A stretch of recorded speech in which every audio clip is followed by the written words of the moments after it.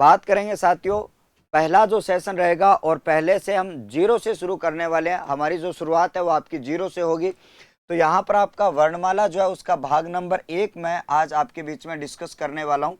और एक ऐसा टॉपिक जो आपकी हिंदी व्याकरण जो है, उस हिंदी व्याकरण का एक ऐसा आधार टॉपिक होता है जिसको आपको पढ़ना जरूरी है। लेकिन आपके सभी के जो सिलेबस जो है उसके अंदर ये इंक्लूड आपका यहाँ पे हो जाने वाला है।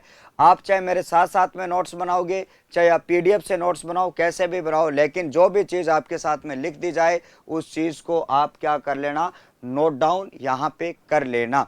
चलिएगा साथियों, शुरू कर लेते हैं। सबसे पहले हम सामान्य परिचय में अपने पहले पेज पर अपने चलते हैं साथियों। वर्ण विचार जो है उसके बारे में हम बात करेंगे। सबसे पहला जो सवाल आपके बीच में यहाँ पे पूछा जाता है, सबसे पहले अगर हम बात करेंगे प्यारे बच्चों, सभी को गुड इवनिंग, नमस्कार, स्वागत, राधे राधे। चलिएगा, वर्ण विचार का भाग नंबर 1 जो है उसके ऊपर हम चर्चा क्या करने वाले हैं।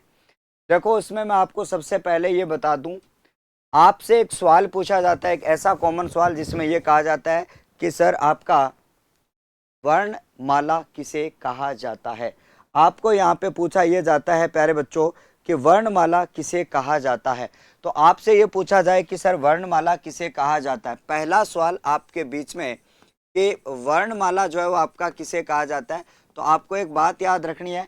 इस सवाल के ऊपर अगर हम डिस्कस करें कि वर्णमाला किसे कहते हैं, पहला सवाल आपके बीच में कि वर्णमाला जो है वो किसे कहा जाता है, तो आपने बचपन में जब आपने अपना जीवन शुरू किया था पढ़ाई का, तो आपने सबसे पहले वर्णमाला से ही शुरू किया था। और अब हम कंपटीशन में जब आए हैं तो आज भी हम उसी वर्णमाला को क्या करते हैं भैया, पढ़ते हैं। तो सबसे पहले अगर मैं बताऊं कि सर वर्णमाला किसे कहा जाता है, तो आपको ध्यान में रखना, वर्णमाला किसे कहा जाता है तो आपको लिखना होगा वर्णों का सुव्यवस्थित जो समूह है उसे क्या कहा जाता है। वर्णों का सुव्यवस्थित समूह को क्या कहा जाता है, सुव्यवस्थित समूह को वर्णमाला कहा जाता है। सुव्यवस्थित समूह को क्या कहा जाता है प्यारे बच्चों, वर्णमाला कहा जाता है। समूह को वर्णमाला कहते हैं। ये आपके बीच में एक ऐसा सवाल क्या गुरुजी पूछा जाता है क्या भैया, एग्जामिनर होता है, एग्जामिनर की बात यहाँ पर अगर करी जाए तो आपसे एग्जामिनर जो है वो आपका यहाँ पे पूछ लेता है। ये बात आप सबको अच्छी तरीके से ध्यान में रखना होगा। क्या करना होगा प्यारे बच्चों, यहाँ पर आपके लिए अच्छी तरीके से आपको ध्यान में रखना होगा। लेकिन यहाँ पर अगर मैंने कहा कि सर वर्णों का जो व्यवस्थित समूह होता है, यानी कि वर्ण जो आपका है, पहला वर्ण आ गया, दूसरा आ गया, तीसरा आ गया, चौथा आ गया। पहले आप ए पढ़ते हो, फिर आ पढ़ते हो, हर्षव दीर्घ ई पढ़ते हो, हर्षव दीर्घ ऊ पढ़ते हो, री ए ऐ ओ औ पढ़ते हो, फिर आपका कै ख ग घ ये पढ़ते हो। यानी कि ये व्यवस्थित जो आपका समूह है उसे ही क्या कहा जाता है भैया, वर्णमाला कहा जाता है। फिर उसके बाद में अगला सवाल आपके बीच में ये आता है कि वर्ण क्या है। तो आपका अगला सवाल ये आता है कि सर वर्ण जो है वो आपका क्या होता है। तो सबसे पहला आपका सवाल ये आता है कि सर वर्ण जो है वो आपका क्या है। तो अगर आपसे ये पूछा जाए कि सर वर्ण जो है वो आपका क्या है, अगर मैं आपसे पूछूं कि भैया बोलो वर्ण किसे कहा जाता है, वर्ण किसे कहा जाता है, तो आपको मैंने यहाँ पे कहा सर वर्ण किसे कहा जाता है, तो आपको ध्यान में रखना सर वर्ण क्या है। तो वर्ण जो है वो आपका व्याकरण का एक अंग है। क्या है साथियों, वर्ण जो है वो आपका व्याकरण का एक अंग होता है। अब आपके बीच में एक सवाल और आ जाता है, आपके मन में एक माइंड में आपका सवाल और आ जाता है कि व्याकरण आपका एक अंग है, व्याकरण का एक अंग। अब ये सवाल आएगा सर व्याकरण के अंग कितने होते हैं, कि भैया व्याकरण के जो अंग है वो आपके कितने होंगे। तो आपको मैं बता दूं प्यारे बच्चों, आपके लिए व्याकरण के 3 अंग होते हैं। पहला अंग आपका कौन सा होता है सर, और आपका पहला अंग होता है आपका वर्ण, और आपको पता होगा सर दूसरा जो अंग होता है वो आपका होता है शब्द, और तीसरा जो आपका अंग होता है वो कौन सा होता है भैया, वाक्य आपके बीच में हो जाता है। यानी कि मैंने यहाँ पे कहा कि व्याकरण के कितने अंग है, आपके लिए सवाल आ सकता है, सवाल आपका आ सकता है कि व्याकरण के कितने अंग होते हैं। तो आपका जवाब क्या रहेगा, सर व्याकरण के तो 3 अंग होते हैं। पहला होता है वर्ण, जिसके बारे में हमारी चर्चा रहेगी, दूसरा अंग होता है आपका शब्द, जिसके बारे में हम बात करेंगे वर्ण पढ़ने के बाद में। फिर तीसरा जो अंग होता है वो आपका एक शब्द, आपका वाक्य होता है। ये तीनों मिलकर आपकी क्या बनाते हैं सर? ये तीनों मिलकर ही तो आपका एक भाषा को निर्मित करते हैं, अर्थात आपकी भाषा को निर्मित करते हैं। कंप्लीट है? हाँ जी, हाँ जी, वेरी गुड इवनिंग, सभी का बहुत स्वागत है। चलिएगा, उसके साथ साथ में आगे की चर्चा हम करते हैं। थैंक यू भाई अनु, धन्यवाद आपका, आपने ठीक है चीजों को समझा। अब हम आगे की बात करें। अब आपके बीच में अगला बिंदु ये आता है, अगला बिंदु ये आता है कि वर्ण शब्द की व्युत्पत्ति जो है वो आपकी कैसे होती है, अर्थात ये वर्ण जो शब्द है वो आपका कैसे बनता है। सर आज फर्स्ट क्लास है क्या? बिल्कुल, आज फर्स्ट क्लास आपकी रहने वाली है। पहले हमने जीरो से ही शुरू किया, एकदम से टकाटक जीरो से हम पढ़ने वाले हैं। बहुत ही शानदार तरीके से आप सीट बेल्ट लगाइएगा और आप पढ़िएगा।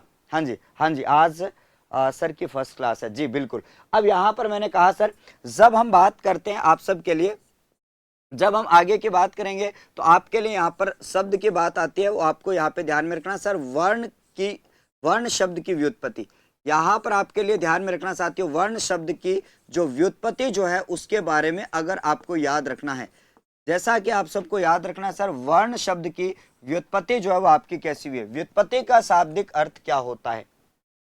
हाँ जी, हाँ ठीक है, बहुत बढ़िया, बहुत बढ़िया। अब यहां पर मैंने कहा है साथियों, हाँ जी, चलिएगा, जब हम आगे की बात करेंगे, सभी को नमस्कार, सभी को गुड इवनिंग, शांति से बहुत ही गहराई से हम पढ़ने वाले हैं। प्रश्न आपका एग्जाम में कोई नहीं छूटने वाला है।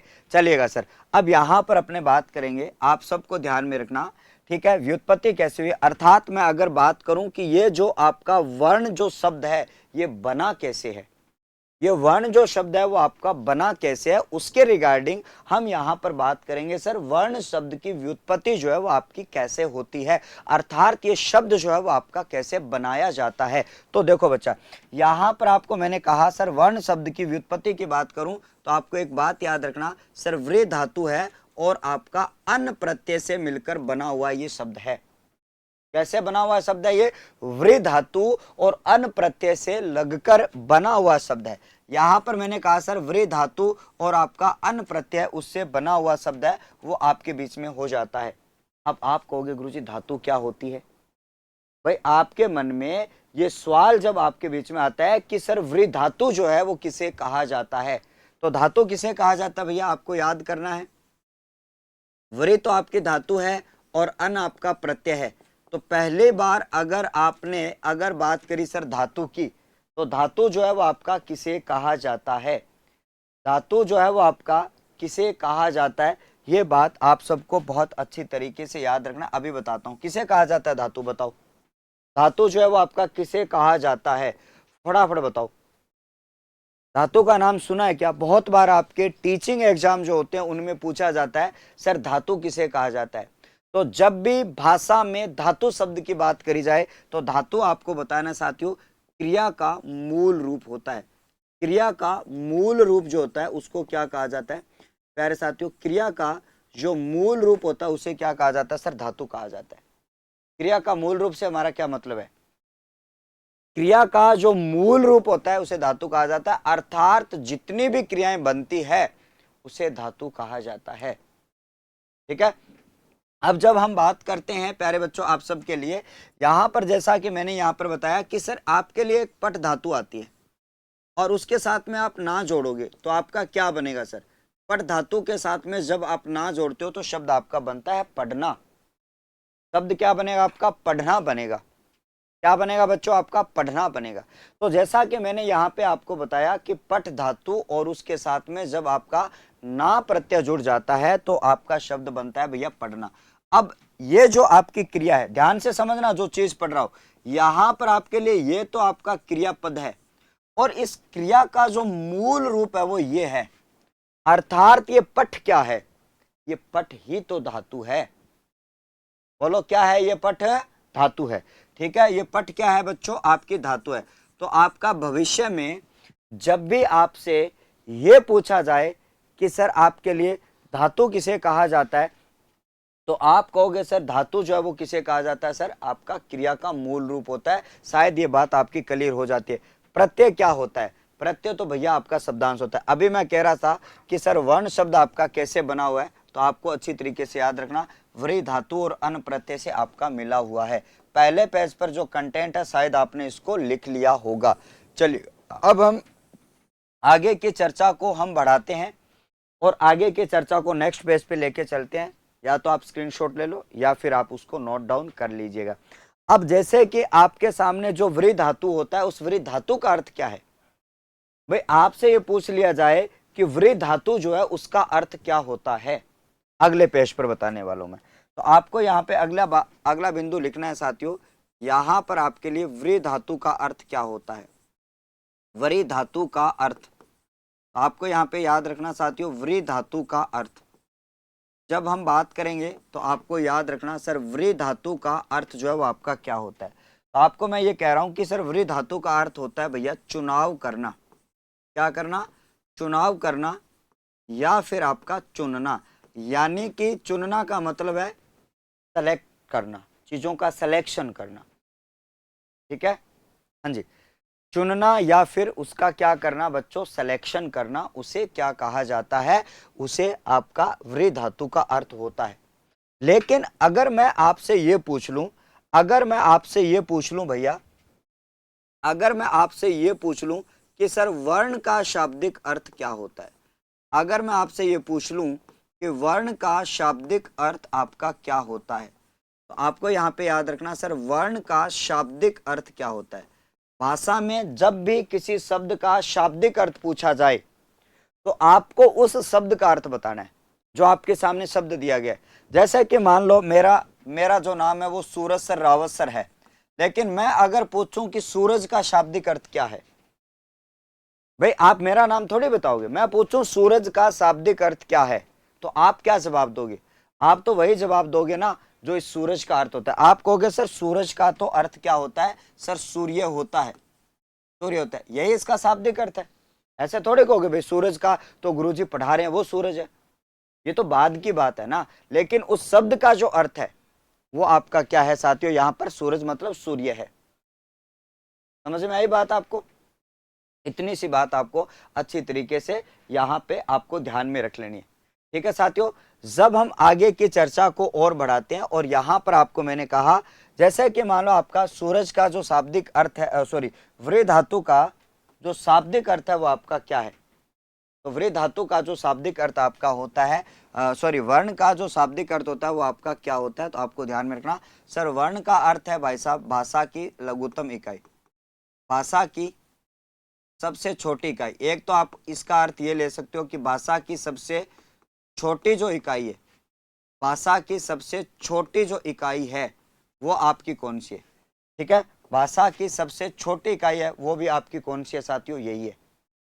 उसके बाद में अगर मैं बात करूं तो इसको भाई साहब आपका वर्ण को आपका कुल भी कहा जाता है। कुल का मतलब वंश, वंश का मतलब आपका परिवार, यानी कि आप इसका अर्थ ले सकते हो भैया समुदाय। किसका अर्थ गुरुजी? वर्ण का जो अर्थ है वो आपका समुदाय आप ले सकते हो। क्या ले सकते हो गुरुजी? आप इसका अर्थ समुदाय ले सकते हो। ठीक है, हाँ जी, ना ना ऐसा कुछ नहीं होता है, ऐसे थोड़ी होता है आपके नंबर आए ऑब्जेक्शन लगाने से नंबर थोड़ी कम आएंगे। चलिएगा, उसके बाद में साथियों वर्ण का जो आपका अर्थ होता है वो आपका रंग होता है। तो यानी कि अगर आपसे पूछा जाए कि सर वर्ण का शाब्दिक अर्थ क्या होता है, तो प्यारे बच्चों आपको याद रख लेना वर्ण का शाब्दिक अर्थ या तो ये भाषा की सबसे छोटी इकाई है, ठीक है, भाषा की सबसे ये छोटी इकाई है, और उसके साथ साथ में आपको ध्यान में रखना, हाँ, अब यहां पर मैंने कहा कि ये भाषा की सबसे छोटी इकाई है, साथ ही साथ में आपको ध्यान में रखना। ठीक है, ये प्रश्न आप संजय सर से पूछोगे तो थोड़ा सा आपको बेटर बता पाएंगे।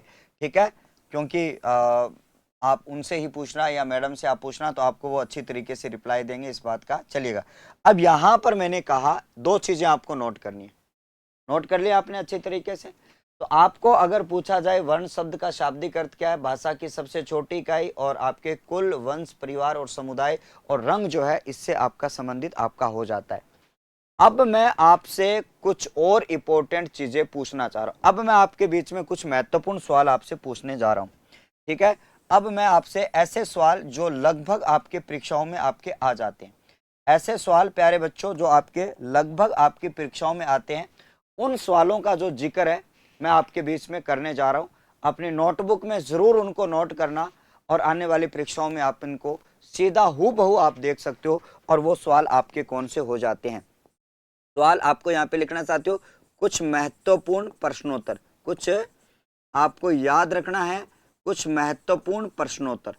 तो आपको यहाँ पर अच्छी तरीके से याद रखना है प्यारे बच्चों, कुछ महत्वपूर्ण प्रश्नोत्तर जो आपके बीच में होता है वो आपका कौन सा है।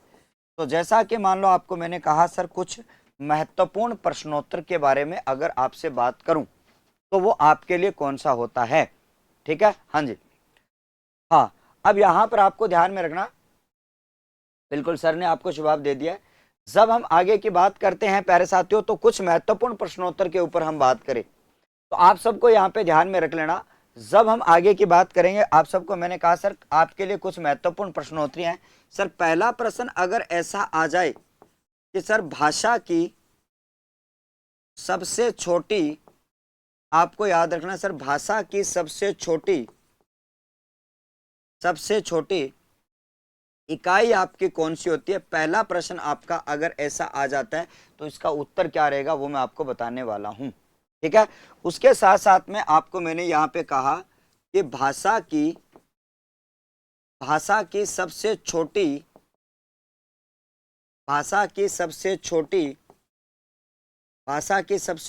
मौखिक इकाई, भाषा की सबसे छोटी मौखिक इकाई की अगर बात करी जाए तो आप सबको यहाँ पे याद रखना भाषा की सबसे छोटी जो मौखिक इकाई होती है, ठीक है, भाषा की सबसे छोटी मौखिक इकाई होती है वो आपकी कौन सी होती है। आप जवाब लिख सकते हो, ठीक है। उसके बाद में अगर हम बात करें तीसरा प्रश्न, यहां पर तीसरा प्रश्न आ जाता है सर भाषा की सबसे छोटी आपके बीच में अगर बात करी जाए भाषा की सबसे छोटी लिखित इकाई को किस नाम से जाना जाता है। भाषा की सबसे छोटी लिखित इकाई को किस नाम से जाना जाता है। तो ये भी आपको यहाँ पे याद रखना। 3 सवाल इस पेज पर मैं लिख रहा हूँ, 3 सवाल अपने अगले पेज पे लिखेंगे। तो अगर इन तीनों के उत्तर अगर देखा जाए, पहला आपसे ये कह रहा है कि सर भाषा की सबसे छोटी इकाई कौन सी है। ना तो उसने लिखित लिखा ना उसने मौखिक लिखा।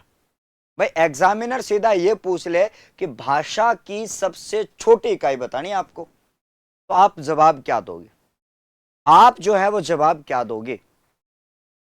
जब आप इसकी बात करोगे तो आपको मैंने यहां पे कहा पहला जो आपका आ जाता है, क्या आप इसको ध्वनि कह सकते हो। क्या आप ध्वनि कह सकते हो। बिल्कुल गुरुजी हम ध्वनि कह सकते हैं, ठीक है, क्योंकि भाषा की सबसे छोटी इकाई ध्वनि है क्या। हाँ गुरुजी ध्वनि भी है लेकिन सर इसकी छोटी इकाई वर्ण भी होती है। सर अगर ऑप्शन दोनों आ जाए तो आपको ध्वनि चुनाव करना है। अगर आपका ऑप्शन में ध्वनि हो तो ध्वनि चुनना है, अगर ऑप्शन में वर्ण अकेला हो ध्वनि नहीं हो तो आप उसको वर्ण चुन सकते हो। क्योंकि मनुष्य जब आपका सबसे पहले व्यवहार करता है तो वो भाषा के माध्यम से करता है, वाणी के माध्यम से करता है। किसके माध्यम से करता है गुरुजी, वो आपका भाषा के माध्यम से करता है या फिर आपका वो वाणी के माध्यम से करता है। इसलिए अगर मौखिक और लिखित न लिखा हो तो आपको ध्वनि और वर्ण दोनों उत्तर मानने चाहिए ऑप्शन के आधार पर। चलो भैया दूसरा प्रश्न आपके बीच में अगला सीधा कह रहा है कि भाषा की सबसे छोटी मौखिक इकाई कौन सी है। मौखिक का मतलब जिसका संबंध मुंह से हो, भाई जिसको आप बोलकर प्रकट करो, और बोलकर प्रकट करने वाली जो इकाई होती है उसका अर्थ होता है भैया ध्वनि। उसको क्या कहा जाता है सर, ध्वनि कहा जाता है। उसके बाद में आपको ध्यान में रखना सर भाषा की सबसे छोटी लिखित इकाई, यहां पर आपको कह रहा है सर भाषा की सबसे छोटी जो लिखित इकाई होती है उसे क्या कहा जाता है। तो भाषा की सबसे छोटी लिखित इकाई जिसको लिखा जाए, मैं लिख रहा हूं, ये कौन सी इकाई है। और इस इकाई का उत्तर यहां पर हो जाएगा प्यारे बच्चों, आपको याद रखना वर्ण हो जाएगा। तो तीनों सवाल को अच्छे से ध्यान से पढ़ लेना, तीनों का उत्तर आपको अलग अलग रूप से लिखना है। इनका आंसर आपके बीच में क्या हो जाता है, ये बात आप सबको बहुत अच्छी तरीके से याद यहाँ पे रख लेनी है। भाषा की छोटी इकाई ध्वनि और वर्ण में से एक सिलेक्ट करना है आपको। भाषा की सबसे छोटी मौखिक इकाई ओनली ध्वनि होगी। भाषा की सबसे छोटी लिखित इकाई आपका वर्ण होगा। कंप्लीट है, यहाँ तक आपका कंप्लीट है। तो अपने अगले पेज पर चलते हैं। ठीक है, अब जब हम आगे की बात करेंगे, अगला सवाल आपके बीच में यहाँ पर अगला क्वेश्चन आता है। चौथा सवाल आपके बीच में आता है। चौथा सवाल आपको ये कह रहा है कि भाषा की सबसे छोटी आपकी कौन सी सार्थक इकाई आपकी कौन सी होती है। आपको ये कहा गया भाषा की सबसे छोटी आपकी सार्थक इकाई आपकी कौन सी होती है। तो ये बात आपको याद करनी है। भाषा की सबसे छोटी सार्थक इकाई, भाषा की सबसे छोटी सार्थक इकाई आपको जवाब नोट करना है। ठीक है सर। उसके बाद में आपका पांचवा प्रश्न आता है आपके बीच में, ध्यान में रखना सर। भाषा की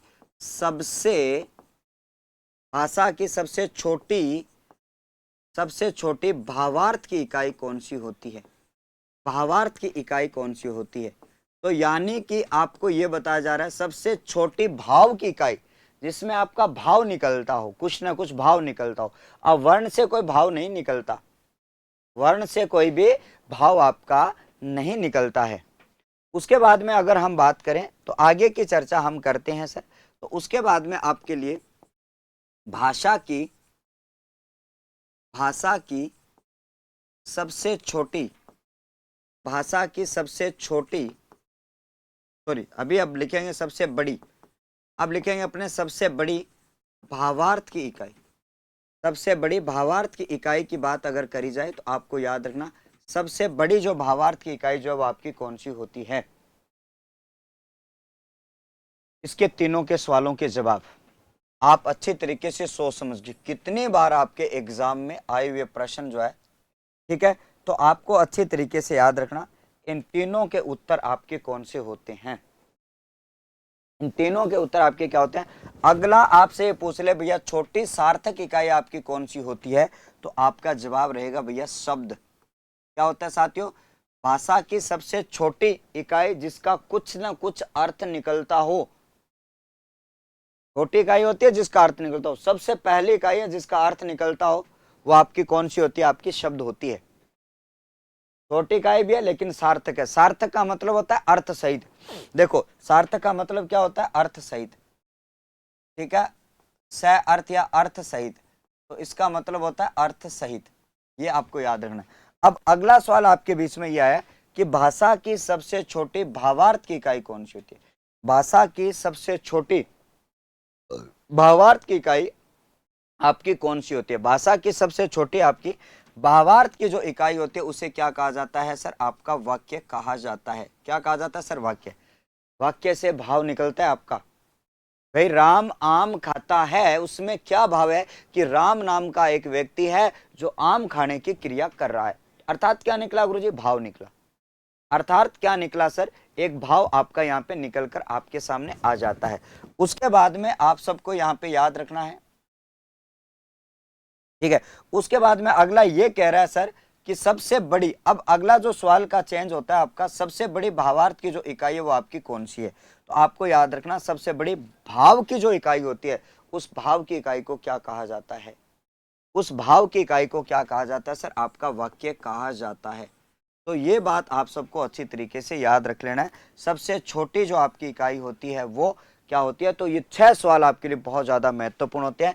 3 सवाल आपने पिछले पेज पर पढ़े और 3 सवाल आपने इस पेज के ऊपर पढ़े हैं। इन 6 सवालों को आप अच्छी तरीके से याद कर लेना, ठीक है। अब आ जाओ सर, अब थोड़ा सा आगे बढ़ते हैं और एक छोटा सा प्रश्न आपके बीच में।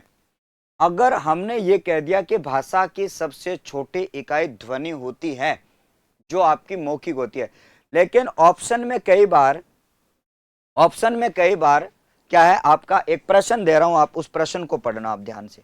एक आपके लिए प्रश्न है और उस प्रश्न का सॉल्यूशन आप करके मुझे बताना।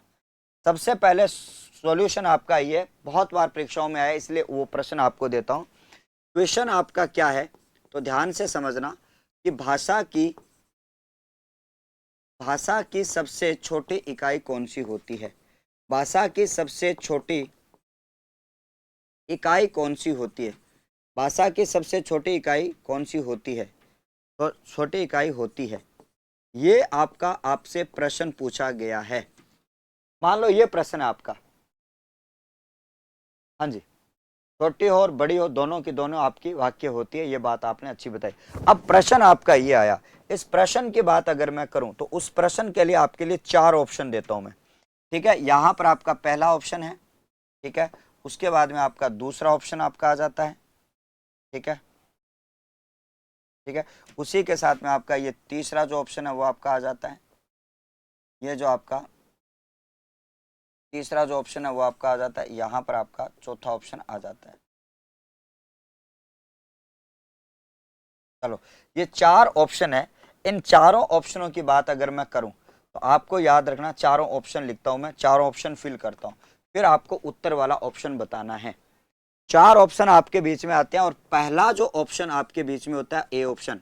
यहां पर पहला ऑप्शन लिखा मैंने सर स्वनिम, ठीक है। दूसरा ऑप्शन लिखा मैंने कौन सा? दूसरा ऑप्शन लिखा मैंने शब्द, ठीक है। और तीसरा ऑप्शन लिखा मैंने, यानी कि सी ऑप्शन लिखा मैंने वाक्य, सी ऑप्शन लिखा मैंने वाक्य, ठीक है। और चौथा ऑप्शन यानी कि डी ऑप्शन लिखा मैंने व्याकरण। मान लो ये आपके 4 ऑप्शन है, आप क्या जवाब देना चाहोगे? यानी कि अगर हम बात करें, ये आपके लिए सवाल आ जाता है और इस सवाल का जवाब आप क्या दो? अब ऑप्शन में तो ध्वनि है ही नहीं, ऑप्शन में तो आपका ध्वनि है ही नहीं, तो आप कहां से ढूंढोगे? तो भाषा की गहराई को आपको जानना है, आपको भाषा की जो गहराई होती है उस गहराई को आपको जानना है। और भाषा की गहराई के बारे में अगर हम बात करें तो आपको यहाँ पे बताना है सर कि इसका उत्तर क्या होगा। अब हमें तो लगा यार गुरुजी इसमें आप कुछ ध्वनि लिखोगे, आप वर्ण लिखोगे, मैंने तो दोनों चीजें नहीं लिखी, तो अब इसका उत्तर आप क्या मानोगे? अब इस सवाल को क्लियर करने के लिए मुझे एक चीज आपको और पढ़ानी पड़ेगी, ताकि हाँ ये पता नहीं पता, बस यही तो बात है ना, यही पता चलने के लिए। अब आपको पता है, आप सूरज सर रावत सर से पढ़ रहे हो तो चीजों को आपको गहराई से पढ़ना आपकी आदत हो जाएगी। तो इसका आंसर आपका क्या होगा? यहाँ पर आपका आंसर क्या होगा?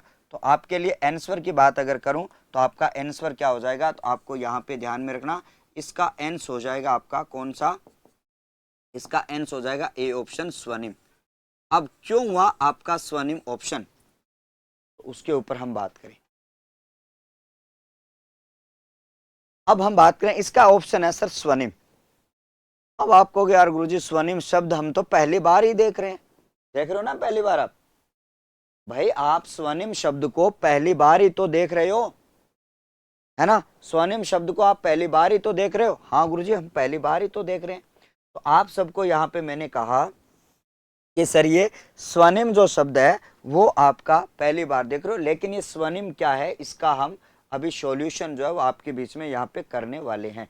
चलिएगा सर नेक्स्ट पेज पर चलते हैं और इसी को समझते हैं। आ जाओ सर, यहाँ पर आपके लिए एक छोटा सा बिंदु मैं डाल रहा हूँ आपके लिए, और वहीं से आपका स्वनिम निकल कर आएगा और वहीं से चीजों को समझेंगे। थोड़ा सा मैं डिस्कशन करता हूँ आपके सामने। ध्वनि, सबसे पहले आपके सामने सर ध्वनि।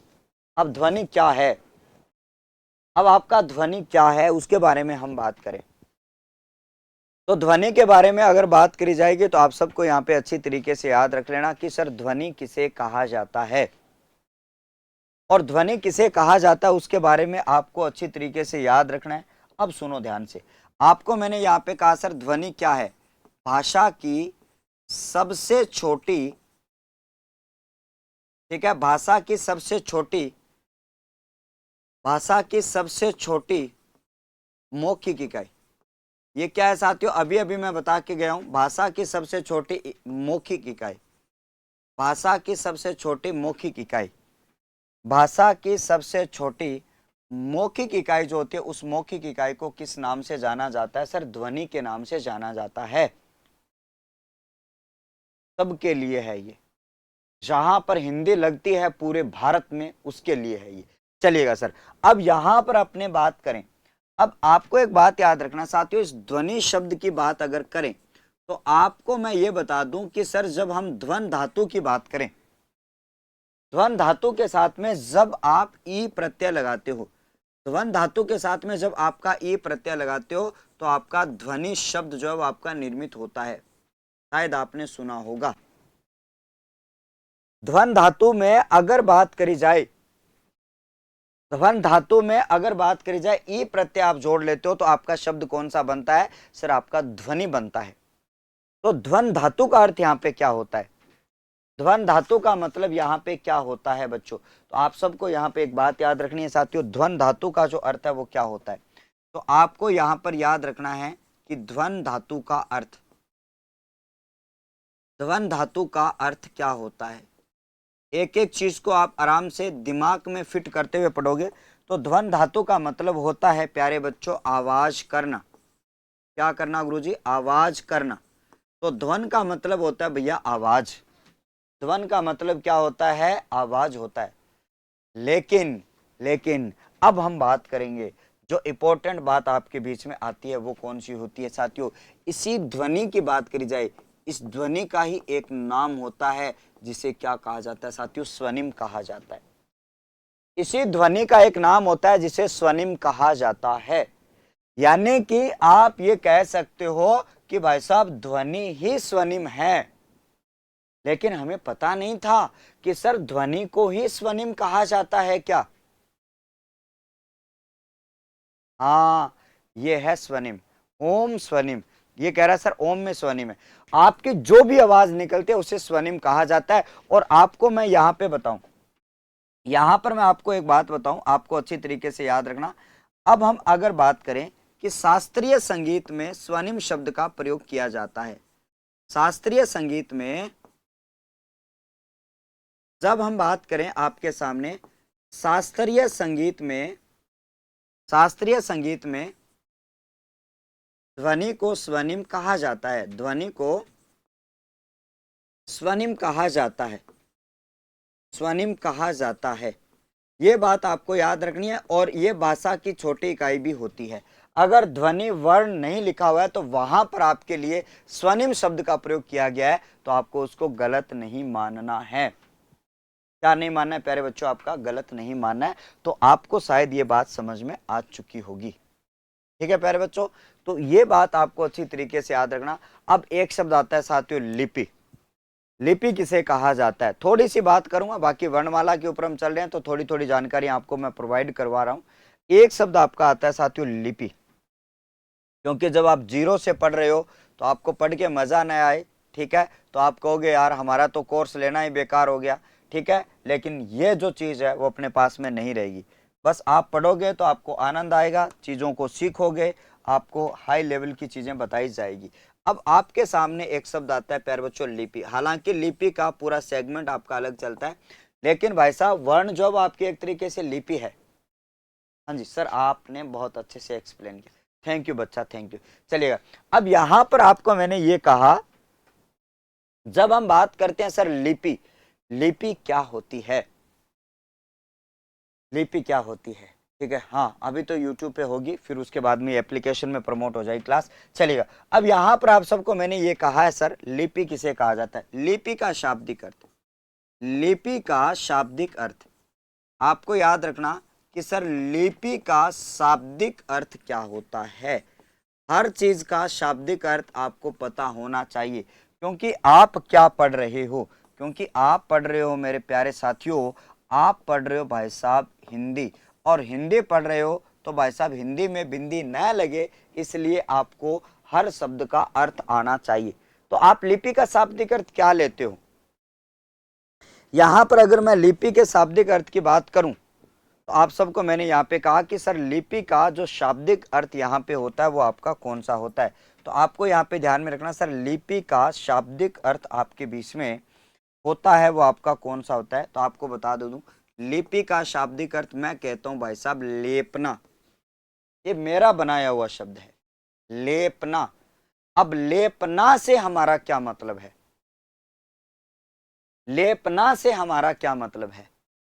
अब जब मैंने यहाँ पे कहा सर लेपना जो है उससे हमारा क्या मतलब होता है, तो आप देखोगे सर लेपना जो है उसके बारे में अगर बात करें अब किसको लेते हैं, तो अर्थात अगर सीधे से शब्दों में कहूं लिपि किसे कहा जाता है, तो आपको सीधा सा ध्यान में रखना सर, भाषा के लिखने का जो तरीका होता है,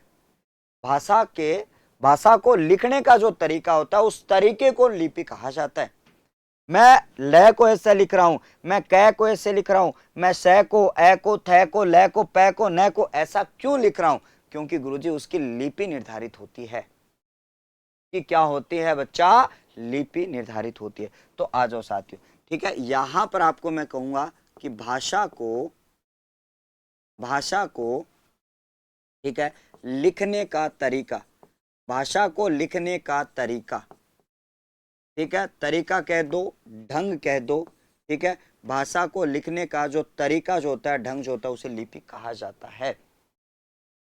ठीक है, या फिर भाषा के लिखित संकेत, दूसरे शब्दों में आप ये कह सकते हो सर, भाषा के लिखित जो संकेत होते हैं, भाषा के जो लिखित संकेत होते हैं, उन संकेतों को किस नाम से जाना जाता है? भाषा के लिखित संकेतों को किस नाम से जाना जाता है? भाषा के जो लिखित संकेत है उसे लिपि कहा जाता है, बस। और हमारी जो पूरी वर्णमाला जो है उसकी एक अपनी लिपि होती है, और हमारी जो लिपि होती है वो आपकी देवनागरी लिपि होती है, आपको पता होता है। तो आप सबको पता होगा सर, हिंदी भाषा की लिपि, आप सबको यहाँ पे अच्छी तरीके से ध्यान में रखना सर, हिंदी भाषा की लिपि, हिंदी भाषा की जो आपके बीच में लिपि होती है वो कौन सी होती है प्यारे प्यारे साथियों? याद रखना, देवनागरी लिपि होती है। ठीक है, देवनागरी लिपि आपका एक अलग से चैप्टर लगता है, उसका इतिहास, उसको लिखने, सारी जो चीजें वो आपकी अलग अलग से, वो आपका एक अलग चैप्टर आपके बीच में होता है। ठीक है, इसको आप अच्छी तरीके से नोट डाउन कर लेना। अब हम आगे बढ़ते हैं साथियों, हमारी जो वर्ण की जो मुख्य चर्चा है वो आपकी बेसिक चर्चा को हम शुरू करते हैं। ठीक है, अभी तक जो चीजें आप पढ़ रहे हो आप अच्छी तरीके से शायद लिख रहे हो। अब हम आगे बढ़ते हैं और आगे की चर्चा में हम शामिल करते हैं साथियों। अब भाई साहब वर्ण जो है वो आपके स्टार्ट हो जाते हैं। तो वर्णों की परिभाषा जो है सबसे पहले आपको लिखनी है, वर्ण की परिभाषा या वर्णों की परिभाषा। ठीक है, तो आप हेडिंग डालोगे साथियों, वर्णों की परिभाषा। तो अगली हेडिंग आपकी लिखनी है सर, वर्णों की परिभाषा। ठीक है, वर्णों की परिभाषा, कौन सी भाषा गुरुजी? वर्णों की परिभाषा। हाँ जी, बिल्कुल ब्राह्मी लिपि से निकली है। और ये तमाम बातें जो आपकी अलग चर्चा में रहती है, क्योंकि हमें वो लिपि नहीं पढ़नी है। अब तो मैं केवल बेसिक सा आपको इंट्रो ये बताया कि ताकि आपके माइंड में कुछ चीजें रहे, सेट रहे, उनके लिए मैंने ये चीजें बताई है। ठीक है, चलिएगा। अब यहाँ पर मैंने कहा साथियों, अब वर्णों की परिभाषा जो है वो आपकी कैसी होती है, तो आपको याद रखना साथियों, वर्ण किसे कहा जाता है। तो आपको मैंने यहाँ पे कहा कि भाषा की सबसे छोटी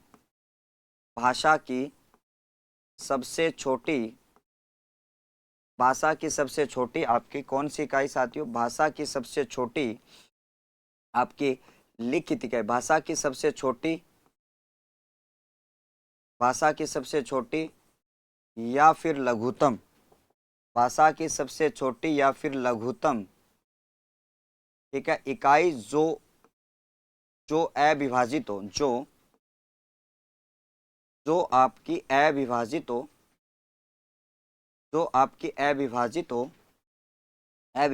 और अखंडित हो, जो अविभाजित और आपकी क्या हो? अखंडित हो। जो अविभाजित और आपकी अखंडित हो उसे आपको अच्छी तरीके से याद रखना। अविभाजित और अखंडित हो तो उसे क्या कहा जाता है? ठीक है, तो उसे वर्ण कहते हैं। तो उसे क्या कहते हैं? वर्ण कहते हैं। यह आपको अच्छी तरीके से याद रखना है। ओहो शर्मा जी महाराज, स्वागत, अभिनंदन। चलिएगा सर, अब हम बात करते हैं सर, जब हम बात करें कि सर भाषा की सबसे छोटी और लघुत्तम इकाई, भाषा की सबसे छोटी और लघुत्तम इकाई जो आपकी होती है, जिसका विभाजन न किया जाए, जो आपकी अविभाजित होती है, उसे क्या कहा जाता है?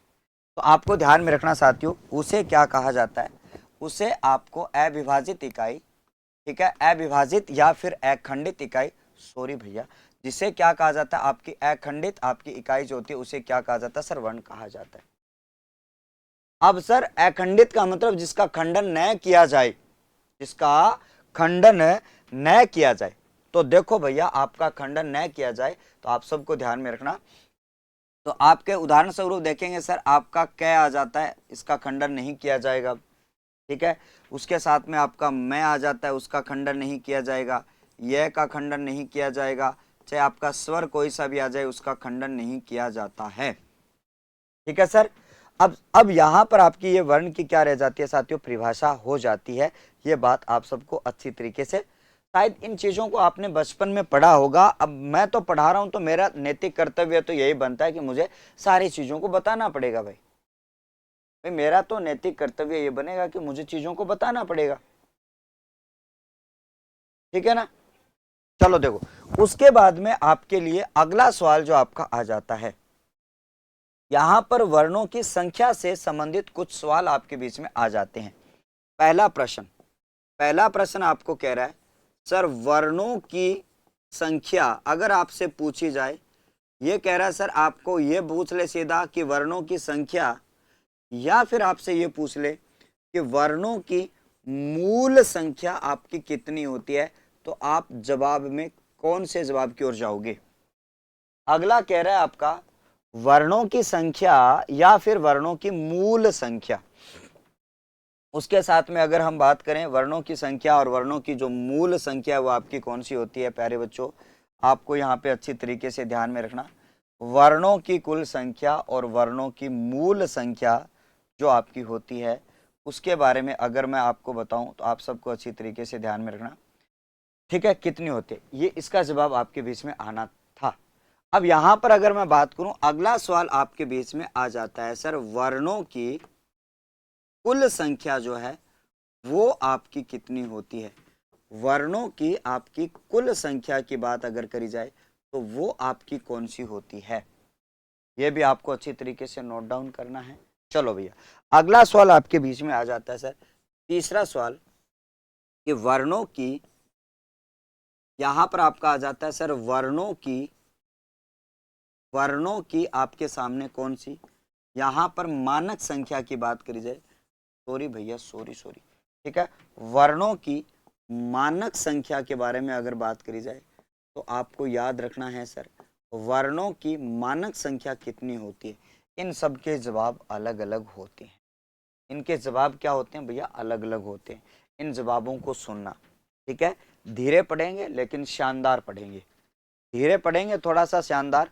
हो सकता है कुछ बच्चों को खटक जाए कि यार वो मास्टर तो बहुत धीरे पढ़ा रहे हो सर, लेकिन वो मास्टर धीरे तो पढ़ा रहे हो सर पर चीज़ा कुछ भी न छोड़ रही हो सर, वो भी था ना ध्यान रखना सर, ठीक है। चलो, वर्णों की संख्या, इसकी बात अगर बात करी जाए तो आपको ध्यान में रखना साथियों 44 आपकी होती है, ठीक है। उसके साथ में आपको वर्णों की जो आपकी संख्या होती है वो पहले आपकी 52 थी, लेकिन अब आपका एक विशिष्ट और जुड़ गया, अब आपकी कुल संख्या आपकी 53 हो चुकी है। अपडेट कर लेना अपने आप को, क्या कर लेना, अपने आप को अपडेट कर लेना। वर्णों की जो आपकी कुल संख्या जो होती है वो आपकी कितनी होती है सर, आपकी 53 होती है। इसके बारे में आपको अच्छी तरीके से याद रखना है, ठीक है। चलिएगा, अब हम आगे की बात करते हैं सर, वर्णों की मानक संख्या। वर्णों की मानक संख्या, अब मानक का मतलब क्या होता है, मानक का मतलब होता है सर जिसकी लिपि निर्धारित हो, मानक का मतलब होता है जिसकी लिपि निर्धारित हो, जिसकी क्या हो भैया, लिपि निर्धारित हो। यानी कि हमारी वर्णमाला में ऐसे कितने हैं जिनकी लिपि निर्धारित होती है, तो यहां पर इनकी बात करी जाए तो ये कितने हैं भाई, बोलो कितने। तो आपको मैं बता दूं कि देखो पहले तो आपके क्या थे साथियों, आपके 56 थे, ठीक है, 56 थे, ठीक है। अब हम इसको कितने पढ़ लेंगे, ठीक है, अब आपका 56 था, एक जुड़ गया तो आपका कितना हो गया साथियों, 57 आपके बीच में आ जाते हैं, क्या आ जाते हैं, 57। लेकिन भाई साहब चलते चलते मैं आपको 59 का जिक्र भी कर दूंगा, ये मैं आपको बता देता हूँ, ठीक है। हाँ जी, सर जोरदार क्लास है, प्लीज कंटिन्यू रखना, इतना डीपली ही पढ़ना है सर। अभी बेसिक और ऑलमोस्ट कर ही चुके हैं। हाँ बेसिक ऐसा तो कभी पढ़ा ही नहीं होगा, और मैंने महसूस किया है बच्चों को इतना पढ़ाया नहीं जाता, लेकिन मुझे तो पढ़ाना ही होता है, मैं तो छोड़ता नहीं हूँ कसर। ठीक है, ये परमिशन मैं पहले ही ले लेता हूँ कि साहब मुझे पढ़ाना है तो मैं मेरे अपने हिसाब से पढ़ाता हूँ थोड़ा सा। ठीक है, हो सकता है लगे भाई 2 4 5 10 क्लास फालतू हो जाए सो हो जाए, लेकिन बच्चा कहते हैं गुरुजी तबीयत खुश हो गई, है ना। चलिएगा सर, जब हम यहाँ पर बात करते हैं, आगे की चर्चा हम करें सर, तो ये जो है वर्णों की संख्या मूल तो आपकी 44 है, या आपकी सीधा पूछ ले, हम जब ज्यादातर हम इनकी डिटेल पढ़ेंगे तो इन 44 की पढ़ेंगे, डिटेल इन 44 की पढ़ेंगे, लेकिन आपको पढ़ाते पढ़ाते मैं बता दूंगा भैया 56 कौन से हैं, 58 कौन से हैं, 59 कौन सा है, 53 कौन सा है। वर्गीकरण हम करेंगे, वर्गीकरण हम किनका करेंगे, वर्गीकरण आप इनका करोगे। आप क्या करोगे प्यारे बच्चों, वर्गीकरण जो है वो आपको इनको करना है। हाँ सर ने कहा कि क्लास को जल्दी से जल्दी शेयर कर दो, हरियाणा में फैला दो, राजस्थान में फैला दो, यूपी में फैला दो, पूरे इंडिया में फैला दो क्लास को। चलिएगा साथियों, अब यहां पर मैंने कहा कि सर वर्गीकरण की बात अगर करी जाए तो आपको 44 वर्णों का वर्गीकरण करना है, लेकिन गुरुजी 44 का तो कर लेंगे, ये 53 कौन बताएगा हमें, 59 कौन बताएगा। अरे भाई आपकी सूरज सर ही तो बताएंगे, आपको याद रखना है। चलो नोट करो, अब हम चलते हैं अगले पेज पर। वर्णों के जो प्रकार जो होते हैं वो कितने होते हैं। चलो भाई अगला पेज आपके सामने ये आ जाता है सर, यहां पर आपने नोट कर लिया होगा। अगली हेडिंग आपको डालनी है सर वर्णों के प्रकार। मुख्य रूप से अगर आपसे सीधा फ्रैंकली पूछा जाए सर वर्णों के प्रकार कितने होते हैं, तो आपको 2 ही प्रकार बताने।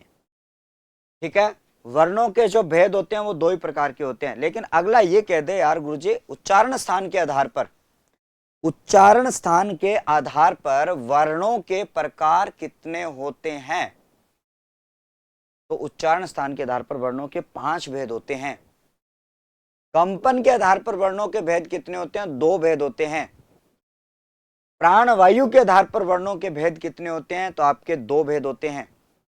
तो इन सारे भेदों को हम एक एक करके हम जिक्र करने वाले हैं, लेकिन सबसे पहले जो आपका जिक्र होगा वो किसका होगा साथियों।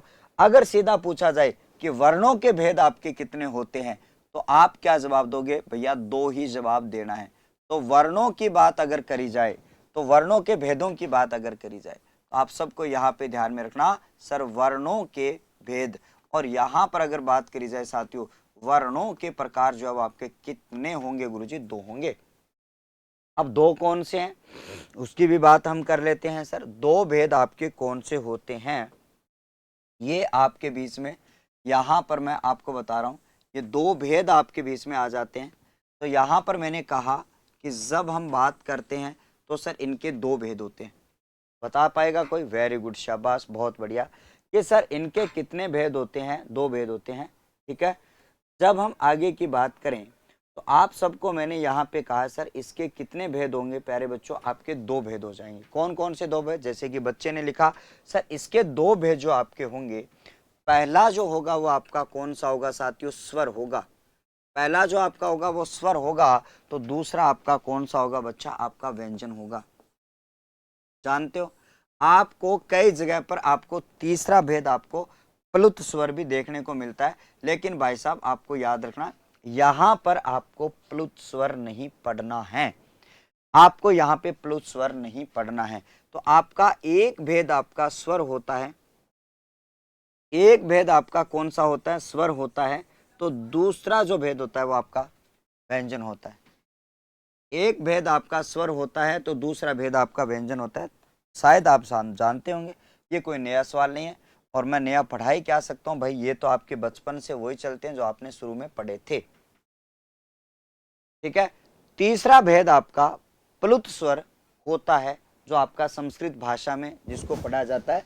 ठीक है, अब वर्णों के 2 भेद, अभी स्वर व्यंजन, पहले तो हमारी चर्चा स्वर व्यंजन लगेंगे, और आपके पाठ्यक्रम का हिस्सा है स्वरों की पूरी डिटेल और व्यंजनों की पूरी डिटेल, यह आपके पाठ्यक्रम का हिस्सा है।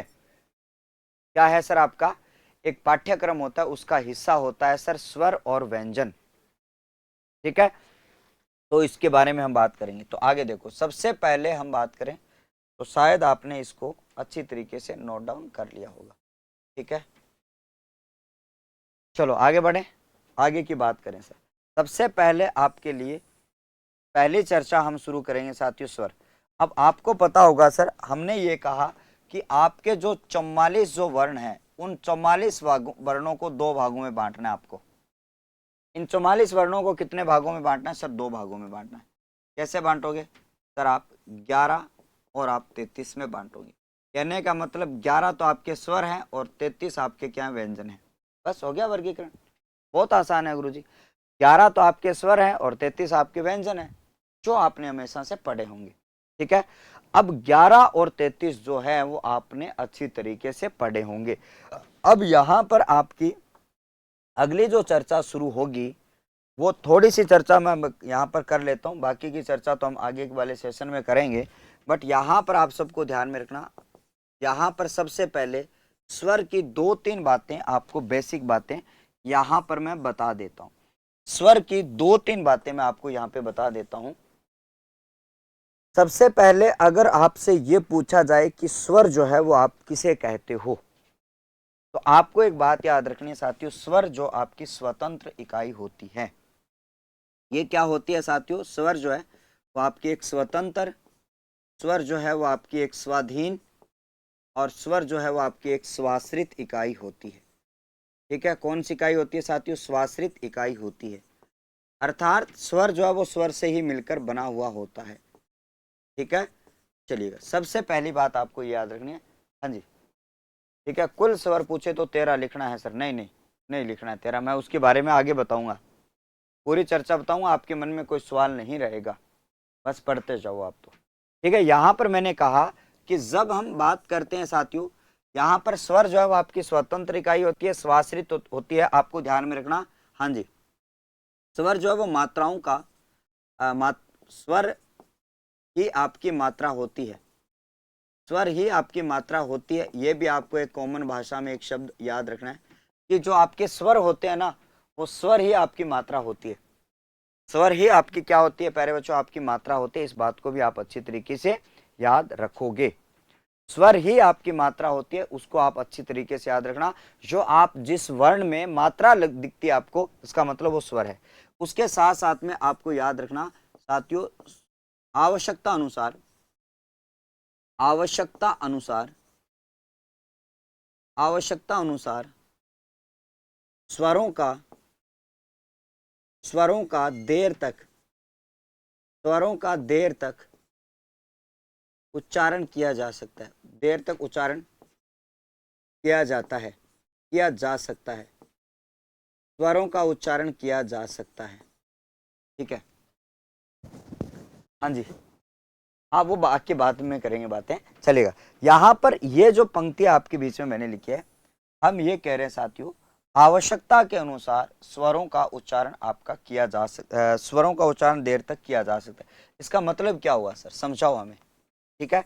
इसका जो मतलब है हम समझेंगे आपकी अगली क्लास में। वापस से मैं यहीं से चर्चा आपकी शुरू करूंगा। कल जो आपके सामने जब क्लास लेके आऊंगा, मैं इसी स्वर से आपकी चर्चा को वापस शुरू करूंगा। स्वर की तमाम जानकारी, क्योंकि आपके पाठ्यक्रम का हिस्सा रहता है स्वरों का वर्गीकरण और व्यंजन वर्णों का वर्गीकरण। तो आपको पता है स्वरों की फुल चर्चा आपको करनी होगी और व्यंजन वर्णों की भी चर्चा आपको करनी होगी, ठीक है। तो इस प्रकार से हमारी कल की जो चर्चा है, नेक्स्ट क्लास की जो चर्चा है, वो आपकी स्वरों की चर्चा रहने वाली है पूरी तरीके से। तो आशा और उम्मीद करूंगा कि आपने इस सेशन को बहुत ही शानदार तरीके से, बहुत ही अच्छी तरीके से आपने एंजॉय किया होगा। और इसी प्रकार से आप हमारे साथ में जुड़े रहिएगा और एप्लीकेशन को इंस्टॉल करिएगा। और आप कौन कौन से कोर्स के हिस्सेदार हो, जो आपके नीचे जो हेल्पलाइन नंबर है उनके ऊपर भी आप अपने संपर्क करके आप अपने एप्लीकेशन के माध्यम से अपना जो कोर्स है वो कंप्लीट कर सकते हो। इसी प्रकार से पढ़ाया जाएगा। ये कोई डेमो क्लास नहीं है कि आपको डेमो दिखा दिया जाए कुछ और, आपको पढ़ाया कुछ और जाए, ठीक है। जब हम पढ़ाएंगे तो ऐसा ही पढ़ाएंगे, पहले टॉपिक से लेकर लास्ट टॉपिक साथ में। तो पूरी टीम के साथ में जुड़े रहिएगा, आप पढ़ते रहिएगा। मिलता हूँ आपके लिए कल, तब तक के लिए आपका बहुत बहुत आभार, धन्यवाद, नमस्कार, थैंक यू, शुभ रात्रि।